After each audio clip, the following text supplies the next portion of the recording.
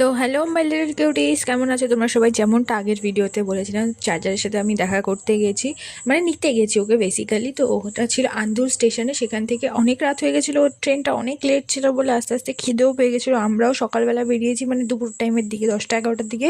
That's why আমাদেরও খিদে পেয়ে গেছিলো। তাই আমরা প্রথমেই গিয়ে একদম স্টেশনের বাইরে কী খাবার আছে সেটাই খুঁজছিলাম। তো স্টেশনের বাইরে তেমন কিছু ছিল না, জাস্ট ফুচকা ছিল। তো ভেবেছি ফুচকাটাই খেয়ে নিই। তো ফুচকাটা মোটামুটি ছিল, অনেক বড় ছিল।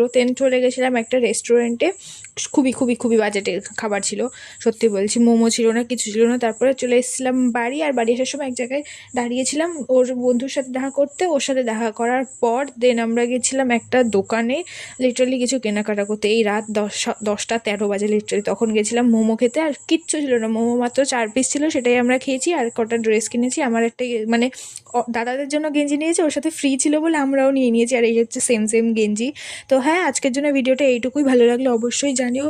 আর হচ্ছে গিয়ে তারপরে তো এখন কি বলবো, এখন তো ও চলেও গেছে, তারপরে বাড়ি চলে এসেছি। আজকের জন্য এইটুকুই, টাটা।